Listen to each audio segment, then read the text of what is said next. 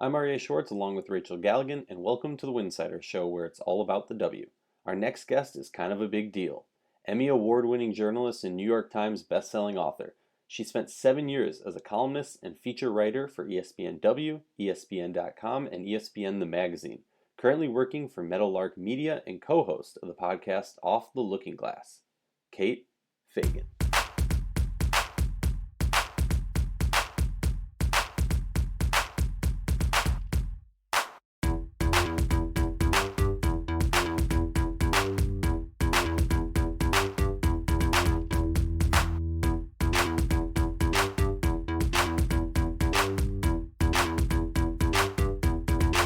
If you like our show, please consider joining our Patreon community, patreon.com/Winsidr. For less than a cup of coffee a month, you can directly show support for the hard work we do covering the W. And don't forget to see our amazing staff's written content on winsidr.com. That's winsidr.com. Welcome back to the Winsidr Show. We are so honored to welcome our next guest, the one, the only, Kate Fagan, author of Hoop Muses. And we can't wait to discuss this project with you. But first off, how are you? Where are you? And what's going on in your life? I'm good. I'm coming to you from Charleston, South Carolina, where I moved about 4 years ago, and I love it. And also, I have to tell you that you just sort of stumbled over Hoop Muses, and we almost didn't call it that for that very reason, because it's a mouthful. But over the last 2 years, I've gotten used to it, but it's been funny listening. You kind of have to you have to like wrap your like mouth around it in a very distinct way. So I appreciated that right there. Well, I've just been calling it the basketball Bible, There but we like, go. because I haven't thought of like a better term. But I'm no joke. I'm not a big reader. I read, articles about the W, and stuff like that. But for the most part, like, I'm not the biggest reader. But this is like you can't put it down. I told you just before we started recording. My son has been listening and learning all these stories every night before bedtime, and before nap time. So yeah, it is. I will get the name better. Hoop Muses That's better. right. Actually named by Simone Augustus. It was her idea. So there we The go. goat. I love it. Yep. All right, fun fact. Okay. Before we dive into the book, I think it's really important. I love this question, and I genuinely want to know. I think you don't get to this spot, you don't get to this position where you write a book of this magnitude if you don't have a deep rooted kind of just foundation and love in the game. You have quite a story yourself. Came from a basketball family, had a great high school career out east. You actually ended up playing out here by me, out at Hmm. CU. Go Buffs! They're having a great year. Love the job that JR is doing. You actually wrote about your experience in the Reappearing Act. Shout out to that phenomenal read. Please, everyone, go check it out if you have not. But I kind of want to just start at the beginning with your journey, your love of the game, your love of basketball, and just kind of go with it because Yeah. we want people to know about you. Yeah. Well, I appreciate that opportunity because it's something I don't get to talk much about anymore. And I grew up, my dad, who he played overseas. He played in France for a number of years in Amsterdam. And so my sister was actually born on the island of Corsica while he was playing for a team in Ajaccio. So I grew up like that kind of prototypical gym rat, and the whole the starting your dad, sometimes your mom, although much rarer in the 80s when I was doing this, bringing me to all those pickup games. And it starts like I'm just hanging out in the bleachers, and then I scamper onto the court between games, and then my dad starts rebounding for me, then I'm allowed to play in the games, then I'm a captain of the team at the pickup games, so I have been around the game pretty much every day for my entire life. That doesn't mean that it was always a smooth relationship with the game, but it's just in me in a way that no other sport or activity ever could be. I think, and all of that kind of like love, dedication, friction that I've had with basketball, kind of poured it all into Hoop Muses and other things along the way. But I feel like this is kind of like a love letter to the game in some ways. It's an amazing love letter. I have to say, in researching you, I love finding random tidbits and whatever. And I noticed that at a time you were setting records for consecutive free throws made. And I need to get into your head for a little bit because it was 44th made in a row. What happened on the 45th? Do you know what happened already and you're teeing me up? No, no, not I legitimately don't, but now I feel like this was a much better question than I anticipated when I Yes. thought about it. I'm not sure that when I missed this 45th free throw, I thought it would be a story to tell, but now I feel like it is. And no one's ever asked me that before. They're always like, "Oh, you made 44 consecutive free throws." And I'm not all that proud of that record because maybe Rachel can attest to this. It's not like free throw shooting is the most dynamic thing you can be good at. Um, so I'm kind of like, I hope people take it as a representation of what a good shooter my dad taught me to be. But regardless, here's the story of the 45th. I think it was in the NCAA tournament. So I had gone that whole year without, maybe I missed one at the front end of the year, but I'm not sure. And it wasn't like I was shooting 8 to 10 a game. So this was like I didn't miss a free throw over probably something like 16 to 17 games. 'Cause on average, I probably shot 2 to 4 free throws or something like that a game. Um, and I think it was in the NCAA tournament, and the ref gives me the ball, and I look up, but I don't look at the rim. Just my free throw shooting routine was like catch the ball, spin it. I'm looking at the ball. I check my feet on the line and like that little mark that's always at the center of the free throw line, right? So and I dribble twice, and I only look at the rim when I'm going up to shoot. And I go up to shoot, and the net is tangled, which should never happen on a free throw. I don't think. I mean, this is No, I'm with you. 2004. Maybe the nets are tangled all the time back then, and nobody cared. But That would like, never happen now. it would never happen. And I remember kind of like almost pulling back to like toss the ball to the ref and be like, fix the net. But I was already in motion, but I was so thrown off. And so I missed Oh, it. And immediately after, I'm like pointing at the net. Like, I'm not, it didn't, that free throw shooting, I had already had like, it wasn't important to me. I mean, I guess it was in my head a little bit because people were talking about it at the time, but but I wasn't like bitter or angry. I just was like, damn. I was like, why didn't you fix the net? And that's how I missed the 45th. Well, you kind of touched on that because, like, I was gonna ask, do you know the streak is happening? Is it harder your first free throw of the game versus in the middle of the game or a different point in the game? Like, I think free throws are such an interesting aspect. I agree with everything you said as far as like shooting and all that, but I just think they're so interesting because, it's the I don't know if this is fair to say because I never played like both of you, but it feels like the one aspect of the game where you are there on an island. You are Yeah. playing a game kind of like a tennis game. It's not a team sport when you're shooting the free throw. So I'm always so curious about like that aspect of the game. Free throws are just so interesting, and I love you walking us through your free throw technique. Have you changed your free throw technique when you play pickup these days? If you play pickup? Oh, well, I don't shoot. I don't know what pickup you're playing where you're shooting free throws, but um, no, my free throw shooting technique never changed. My dad, he didn't teach me a free throw shooting routine, but he taught me what he did for his and why.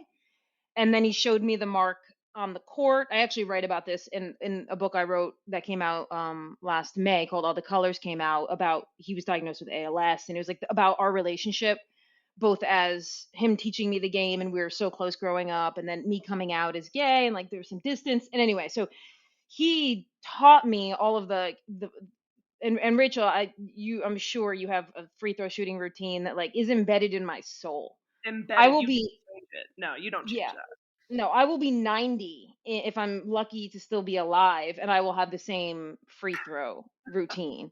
Um, but to your question, like probably what kept me from being a better basketball player was I really couldn't.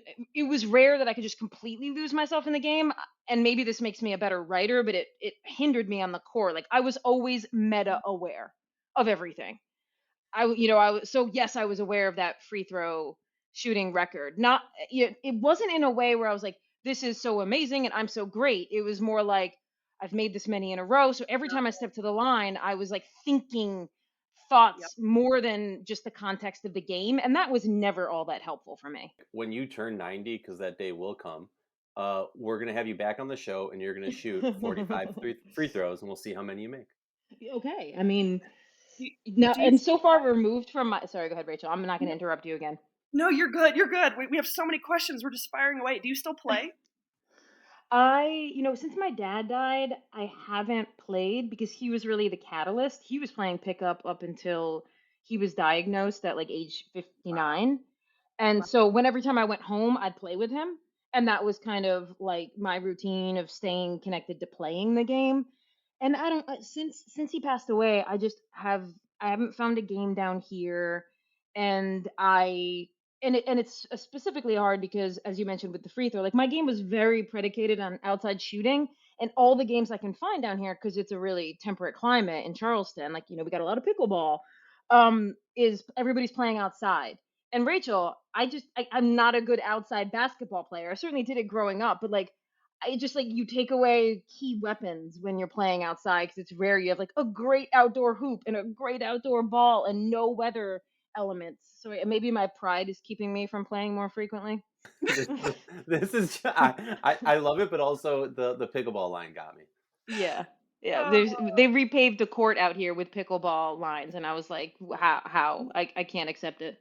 you might need to just jump into that. I'm looking at your numbers real fast because the coach in me is like, all right, hold on. Was she actually worth a shit in college? Because, all right, 5 years, I can see you shot 43% your senior year from 3 point line. That's pretty solid. Free throw line, career 86% free throw shooter. That's really impressive. Good for you. Average what? 12.8 your senior year.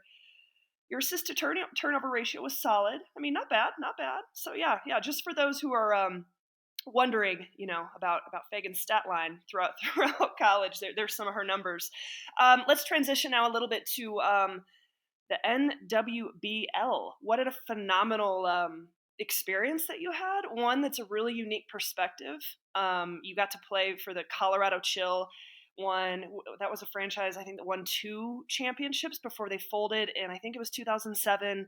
To this day, I would have given anything in the world for that investment to have gone through, and they would be in the WNBA. It would make my life a hell of a lot easier out here in Yeah, Colorado. First off, you played for Kelly Packard, didn't you? I did. I did play for her. I think both I seasons I know. was on the chill. Yeah. Yeah, I know Kelly Packard from my days at Ball State. So very, very random. I was looking at the coach at the time, and I forgot she was there. But anyway, let's talk about that experience, that league, those couple of years in your life. I mean, some of your teammates were what? Ruth Riley and Becky Hammond. Yes, I was pretty lucky with who was on that squad, how great they were. It was also Jamie Carey. I don't know if you remember her. She played at Stanford and then played for the Connecticut Sun for a while. And then Katie Cronin, who was Becky Hammond's backcourt mate at Colorado State when they were top five in that would have been like maybe 97, 98 era. Yeah. So it was that group. I mean, my best friend in the world I met playing at the Colorado Chill. So I mean, aside from that though, it it was just I had been playing in Ireland, and it was really challenging. It sounds like it would be this like amazing experience because I had family that was Irish, and I was playing in Dublin, but I was having a really hard time because it was professional because they were paying me, but they didn't pay anybody else on the team. In fact, everybody else on the team had to pay to play. Wow. So it created this really strange dynamic, and I was really lonely, and I actually came home from playing in Ireland, and I just had a really tumultuous relationship with the game at that point. I didn't think I wanted to keep playing, but I didn't know who I was going to be outside of basketball. Perhaps that's something you can relate to, Rachel. It's just like that's all I'd cared about since I was like 8. And I was like, I'm not ready. I've put so much into this. I'm not ready to stop. So I heard about this. I got like an individual tryout with the Chill, and I signed on just for those 2 seasons, and it was just a really cool inside experience at like a league trying to make it in professional basketball, which I think really illuminated for me the issues facing these leagues, the very passionate people that can often be inside of them, but the struggles they face because specifically the Colorado Chill, like we had great attendance for this league, and that the northern Colorado, like the Fort Collins area, was obsessed with women's basketball. And I think you alluded to it, Rachel, that like all of building the Chill was pointing toward getting a franchise in the WNBA, and like their timing was just so wrong because of like the Comets folding and then the Detroit Shock folding and the WNBA really pulling back on expansion until they were really ready.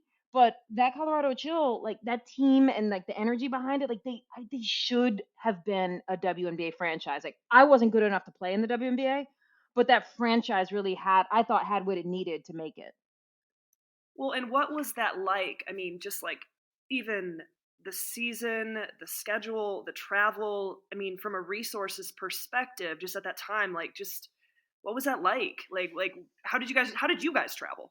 Yeah, so obviously we flew commercial. And here's a detail which kind of ties back to Hoop Muses too. In when we would go to San Jose to play, we were staying at a hotel there, and the hotel would lend us their limo. And so to drive to and from the games, we would like pile into the limo, including people sitting in like crunched up, like, like with their holding their legs, like in the feet area of the limo. It's so all whatever it was. I mean, we would only travel what we needed. So probably we would bring on average 10 people. Like we'd have people called local players, and sometimes they wouldn't travel because of cost. But I remember like Becky Hammon climbing into this limo, and and it wasn't like it was an old limo like with tattered leather seats, and we're all just like not safe. And here's Becky Hammon, who at the time was playing with the Liberty, but I mean, she's sort of a superstar now, and she wasn't necessarily yet then. She was sort of on the come up in the WNBA.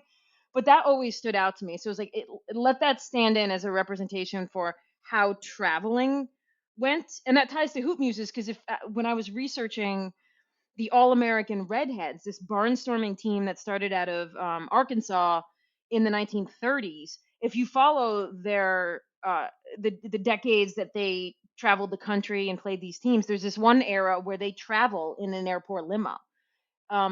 So it was a really good inside experience at like the financial, like how you had to make these things work, and you didn't, even if you did these things, it still sometimes didn't work. I'm so happy you brought up the redheads. We'll get to that later. Obviously, I have an invested interest in that, but I can't lie. I was listening to your TED talk last night, and I was like waking up my wife to be like, "You need to listen to this. This is amazing." She's like explaining it because, like, for a lot of people who are diehard WNBA fans, I think often you find yourself in that argument, and I know you touch on it in Hoop Muses, in the halftime speech. I'm calling it the halftime speech. Am I allowed to do Yeah, that? All that right, yeah, cool. definitely. All right, cool. It was a great one. It riled me up for the second half. But it to me, like, I think you laid it out so perfectly. You broke it down in stakes and storylines, and I think I would butcher it. But can you give our listeners a little tidbit of what you mean by stakes and storylines? Yeah, and feel free to sample some audio here from that TED talk if you if you're so inclined. I think that's a great idea. Without further ado, here's a little clip from Kate Fagan's TED Talk, Why People Love Watching Sports. And I did shows like Around the Horn, Outside the Lines, First Take. And we would always look at the sports calendar and try to pinpoint the moments when women's sports would be big, like really big. And it was always the same two events: the Olympics, then the World Cup, then the Olympics. Toss some tennis in there, but mostly the Olympics and the World Cup. And so we got to thinking, what is it about these two events? What are the common factors that allows women's sports to transcend for these fleeting moments? Because even at the Olympics, the men's swim times are just a fraction of a second faster than the women's. These two events have two crucial elements in common: stakes and storylines. I thought that was a really powerful clip. I'm excited to hear you expand on it a little bit more. As you said, like as somebody who's been either in women's sports or around women's sports or at ESPN trying to get segments on women's sports, you always hear the same kind of arguments like no one cares because we only want to watch sports at their highest level. And the more you hear that, the more I would start to think, is that true? is that why we watch sports? Do we watch sports because people dunk?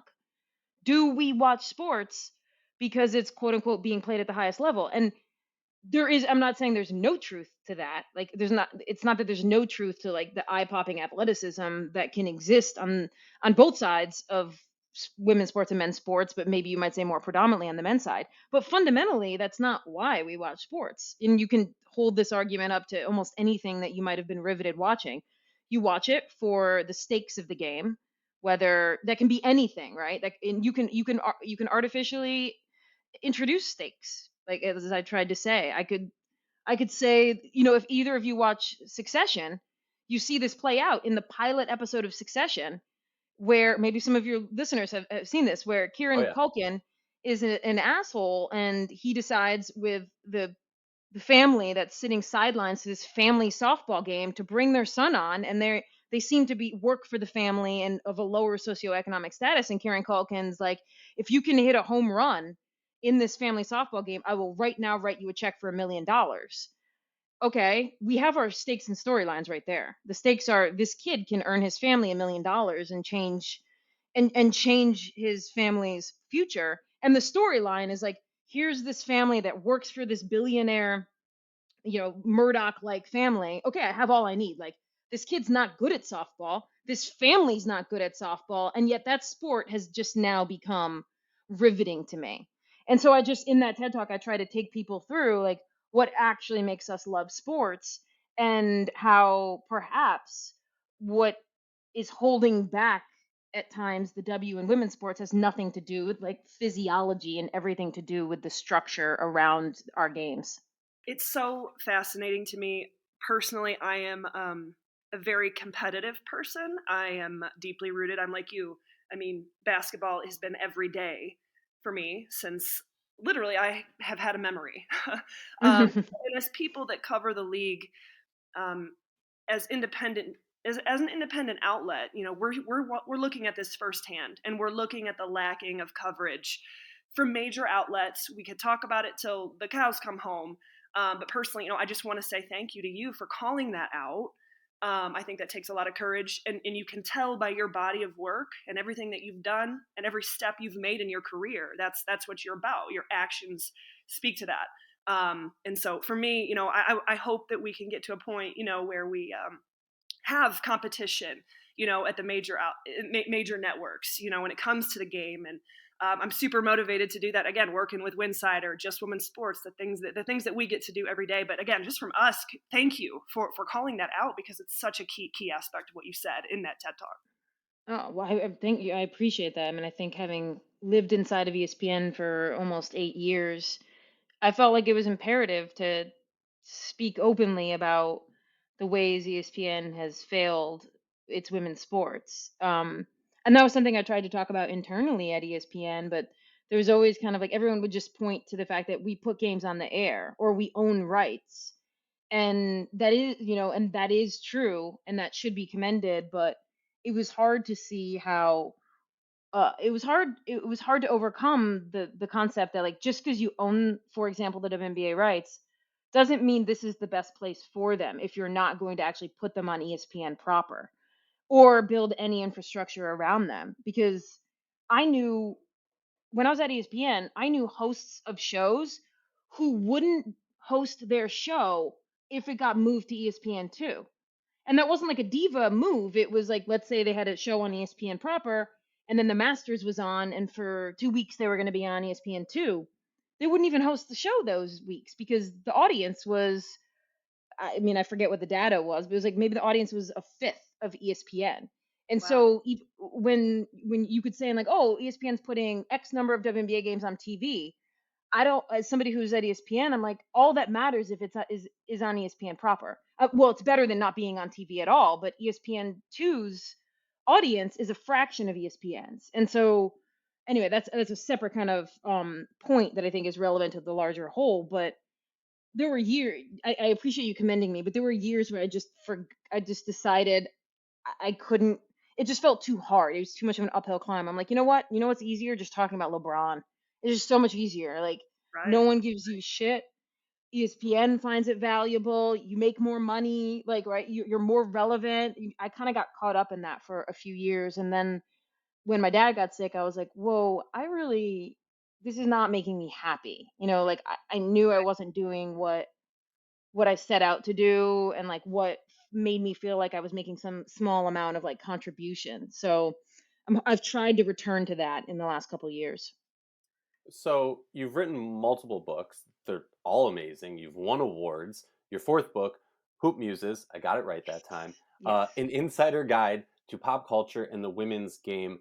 I've, I mean, we could do like 5 hours just picking your brain about how this began, how it started, but like, where did you come up with this idea?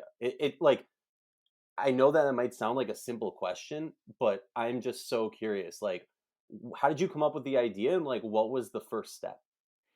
So my mom and I have been talking about this in the last week or so because I'm really close to my mom, and I talk to her a lot, like when I'm out on walks. And in in the anticipation of the book coming out, I'm like, Mom, I know I called her on a walk about 2 years ago, and I had like worked out, Rachel Peloton, a Peloton boot camp workout, no basketball, and I was showering, and I was like thinking about all of the ways that I have attempted at various points to get people to understand women's sports, like even on Around the Horn. If I ever won around, quote unquote, won around the horn, I was like always trying to talk about female athletes, but it never seemed to like get through to anybody.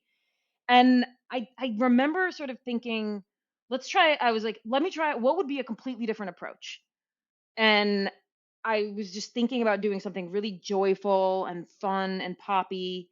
And I and I think I also own Shea Serrano's book, and I just kind of like w- put the two together, and I was like, what if I try to like tell some awesome stories in a really like joyful way and really celebrate the culture of it instead of coming at it from like a why aren't you all paying attention kind of um Right. point of view.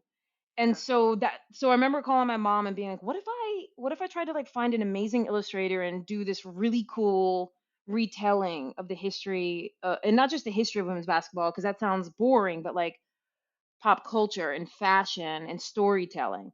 And so from there it kind of grew. Like I tried to find an illustrator, and then I was like, well, to take it to the next level, I need a true insider because although I played basketball, I certainly wasn't on Team USA. I wasn't in the W. So um, I I knew I needed that last piece to like take it from like what could have been a B plus to like truly insider. Let me just say, by the way, it was not a boring history because you told so many things that I think some people knew, some people didn't. But like, how did you map that out? And what was it like working with the GOAT, the greatest of all time, Simone Augustus? Well, Simone is like she's a game time performer, as you know. Hmm. Um, it's like every moment like where we were putting together the pitch for it, and Simone wasn't. I mean, not Simone. Sophia wasn't yet attached to the book. She was like our number one choice, but we had three illustrators. So when we were pitching the book, it was just me and Simone. And I we would get on Zooms because this was kind of post COVID with these book publishers, and it was really fun to see Simone. We had talked beforehand, but like I didn't coach her. I didn't coach Simone on anything to say, but like the lights go on, the book publisher zooms, and she just any question they threw at her, she was just so dynamic with it, just like she would be if she was like driving for a pull up jumper. She was just like so swaggery.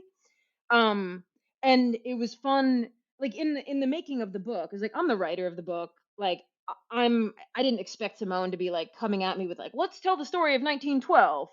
More so what I knew from the outset that we talked about and that she was great on was like making making the book like really specifically accurate no matter what level of basketball you were at. So like something so minute as like us reimagining NBA Jam to be WNBA Jam, and me being able to go to Simone Augustus and say, I plan to give, let's say, Swin Cash a 70% rating on her rebounding. Is that accurate? I've never like I can watch Swin Cash, but I don't know what true WNBA players think about Sue Bird's defense. I don't know, right? There are media storylines that get carried away where it's like Sue Bird's the greatest at everything, and Simone could come back and be like, she is great, but maybe her defense isn't great. I'm not saying she said that, but Yeah. it was like stuff like that or like naming the best international players, or so many people would tell me, and Simone included, like Deanna Nolan was just the most underrated player in W history. So it was like having that added layer is what I went to Simone for again and again. Unbelievable. I love the Nancy Lieberman story when she goes on the Today Show. Yeah. You talked about the confidence and the swagger, basically just being like flat out like pay me more. Like I deserve more, and here's why. I mean, literally, like look at us right now, 2023. All these women demanding more, pushing the envelope. It's no longer like accept the scraps that you're given and just be happy that you have a league to play in. Like that was such a cool story, the Nancy Lieberman one. Yeah, I mean, Nancy, you get Nancy Lieberman on the phone, and maybe the two of you have already, or maybe you will, but she understands a good story and storytelling, and there's a reason that her game was so legendary, because she kind of takes it off the court now too, with like the way she kind of explains how things were and what her role was. It was just so helpful actually across a number of stories, like even the origin story of the WNBA included Nancy Lieberman, because she had like these great stories about conversations with David Stern. So it was always really nice when you got somebody on the phone or Zoom where a lot of what they were sharing with you could be used across the book. Like Cheryl Miller was like that for me, because like I could a lot of her storytelling was fantastic for the iconic University of Southern California teams of the 80s, but also the original Team USA's with Pat Summitt. So finding voices like that was just so helpful in telling this history.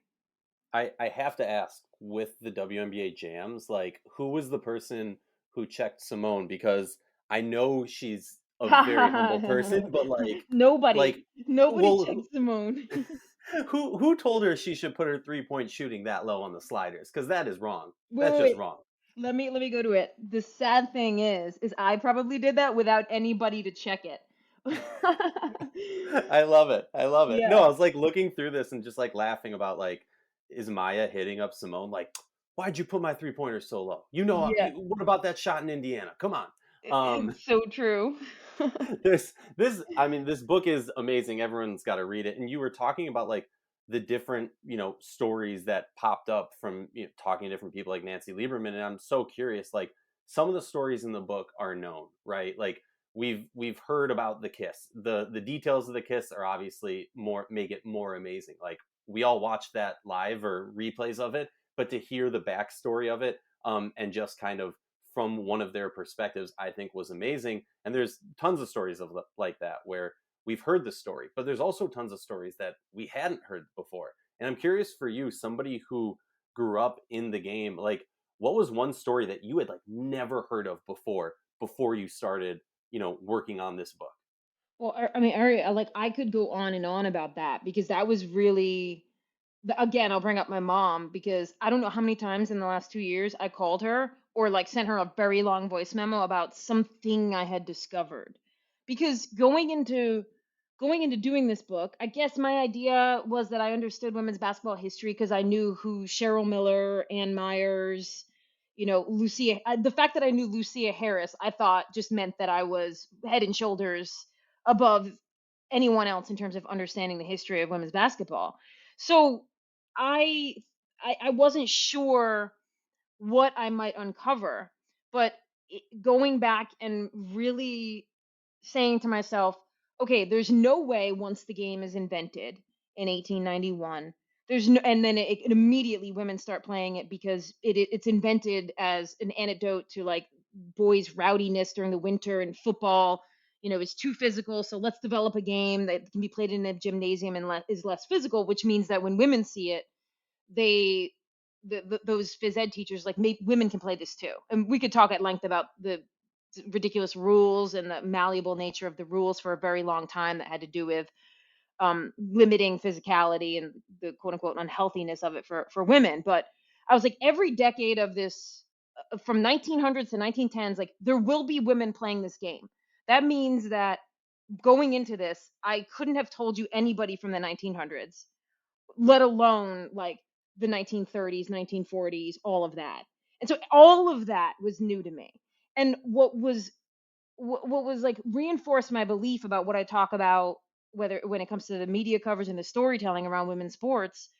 It reinforced this idea that like part of what has limited women's sports has been that it is always having to reintroduce itself because we don't we don't mythologize and solidify the stories that exist in women's, let's say in this case women's basketball, the way we might in men's history.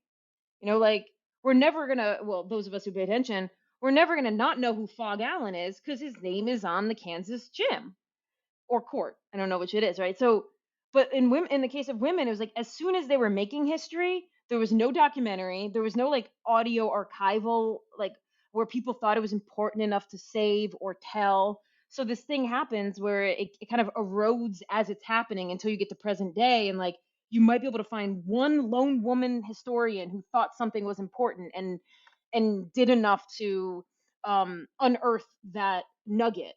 But I guess I'm saying all of this to point out that there was about 80% of this that I didn't know, from the first intercollegiate game in 1896 between Stanford and Cal and like the incredible details around that game, to the Fort Shaw teams of a team of 1904 that like performs at the state fair, through to the AAU structure of the 40s and 50s, which is a completely different structure than any of us understand in terms of how sports and businesses or colleges interact. So it's like all of this, and it all sheds light on our current state of women's basketball. And why for I don't want to go on too long here, but like all of it is relevant today too, in my mind.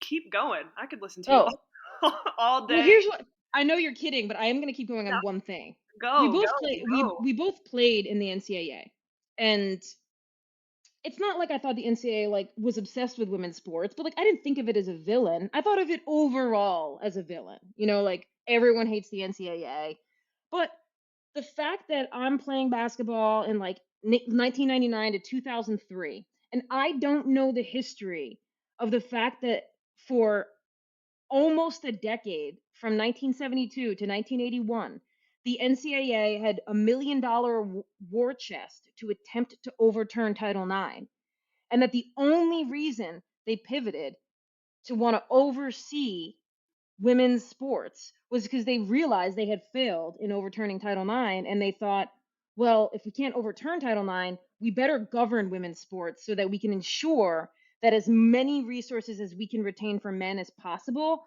we Wow. can retain for men. So it's like, so then at the Fontainebleau Hotel in Miami in, I think, 1981, they have a vote, it doesn't pass, and then they go behind the backs of the women to have a revote, and it does pass.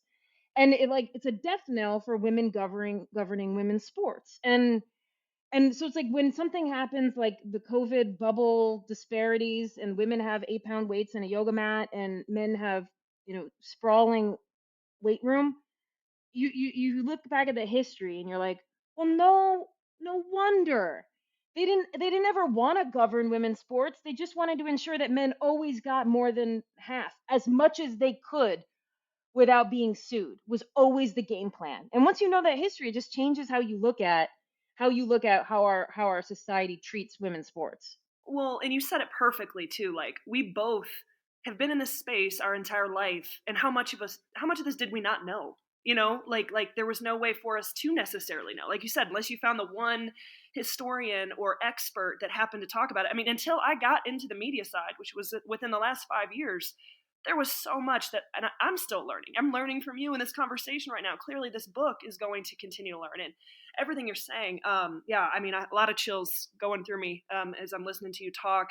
I know Arya wants to ask about the redheaded question. Let's get that out of the way. Go ahead. Let's Well, go. I have to because I learned about it like on a random, if you're a WNBA fan, you're probably and on Facebook, you're probably in a random WNBA Facebook group or Twitter or something, and somebody posted some video about the All-American redheads, and I'm looking at this, I'm like, wait a second, obviously, look, I'm well aware of the fact I did not grow around the women's game like the two of you, but like I thought, well, how did I not know about this?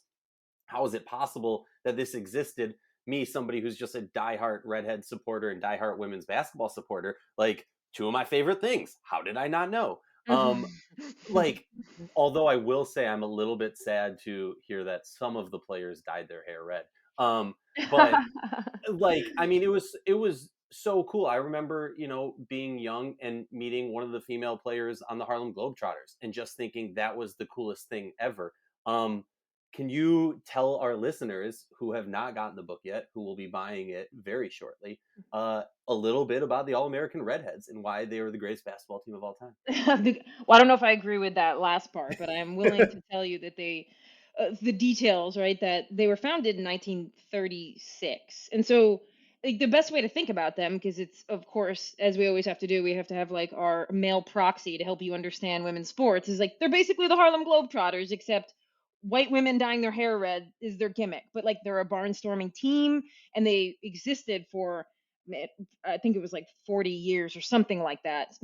Don't, it's not exactly right, but like they're traveling the country for decades with women, most of them not natural redheads, because that would probably be an impossibility in a decade like the 1940s to have like 10 amazing female basketball players who are all naturally redheaded. But, and they're born of this era, and you see it happen because it's happening on parallel tracks, like in like the Missouri kind of era.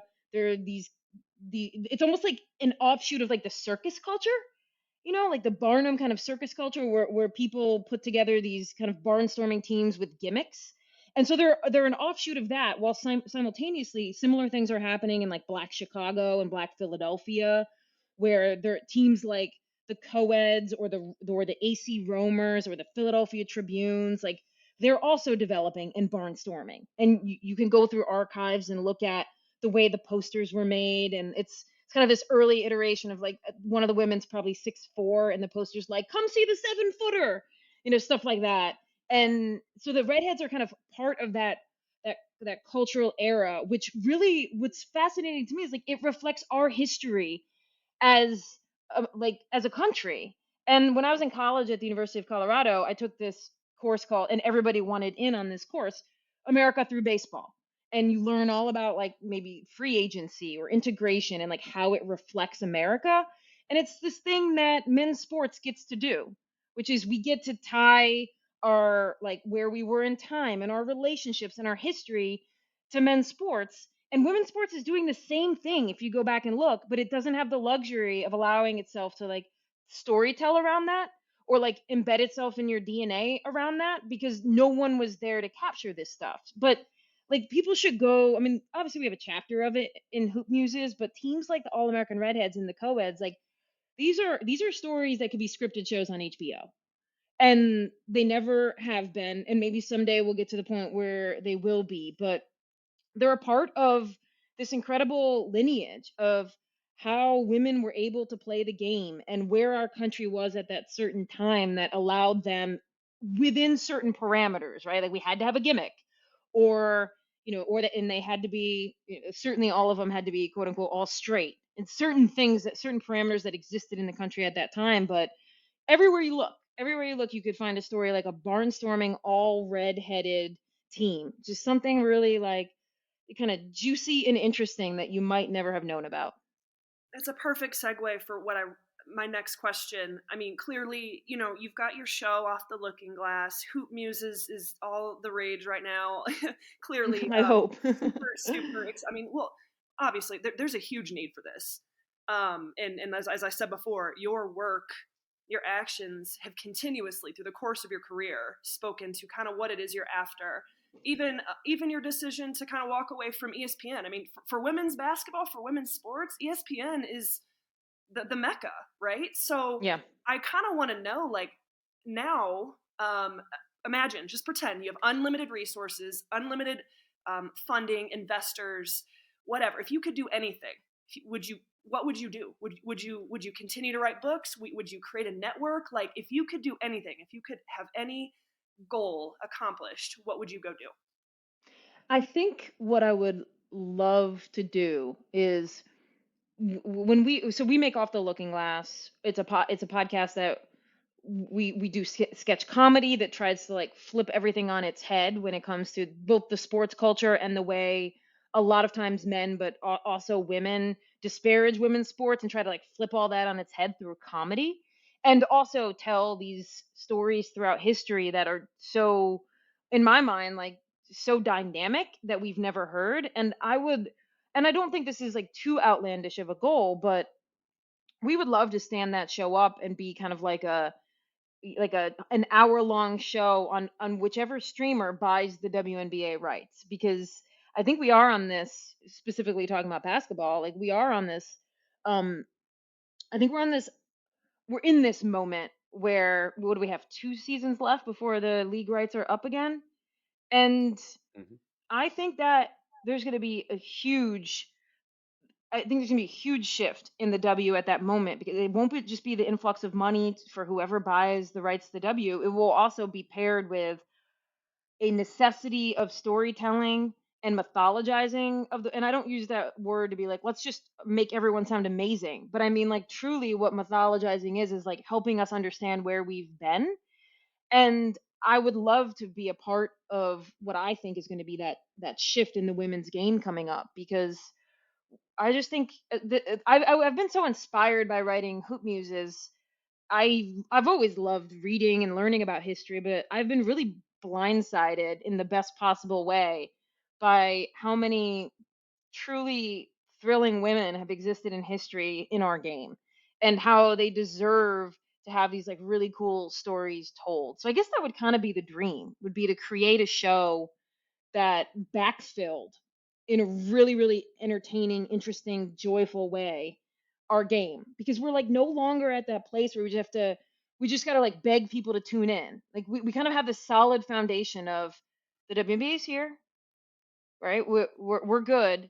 Yeah. Can we now go back and tell the stories that should have been told so people understand how we got to today? Like that's something I'm really invested in now. Well, and I kind of feel like we're at a point where, and I know Ari and I, we talk about this all the time, like we're at, like, I feel like we're at a point where like those opportunities are just, they're right around the corner. Those things are coming. Those shows are coming. You know, someone to compete, you know, against the ESPNs of the world. Like I get the feeling that this is right around the corner, in terms of just that type of coverage that you're talking about. Like that's the sense I get. So I agree with you on that. Yeah. Oh yeah, I would say even like you see it in the shoe game, right? We talk about Nike doing the air swoops and Adidas investing in the women's players and Puma also, but then someone, and I always jokingly but seriously say like the real motto of WNBA fans is F it, we'll do it ourselves, Yep. because like Moolah Kicks making shoes for the women's basketball players as opposed to waiting for these major companies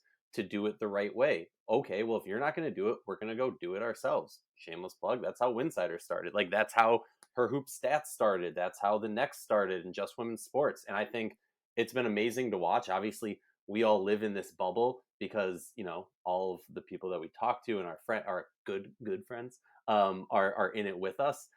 So I never fully know, like, do I think we're close because I see it more on my timeline, or are we close because it's truly getting bigger and bigger? I think it's a combo of both, but we've kept you for long enough. I know I'm very excited. All of our listeners are super excited for the release of this book, March 7th. Get your copy. Like I said, I've been reading it daily. I've read over multiple stories. The artwork is insane. The stories are insane. This is not even like, oh, you're our guest, so I have to be kind about this. Like, this is actually the greatest book I've ever seen in my life. Um, Kate, can you please tell people where they can buy it, pre-order it, buy it again, send it as gifts, and anywhere else? Yeah. Well, thank you for that. That really is. I'm excited for its release, and it is really kind of you to share those very positive words about it.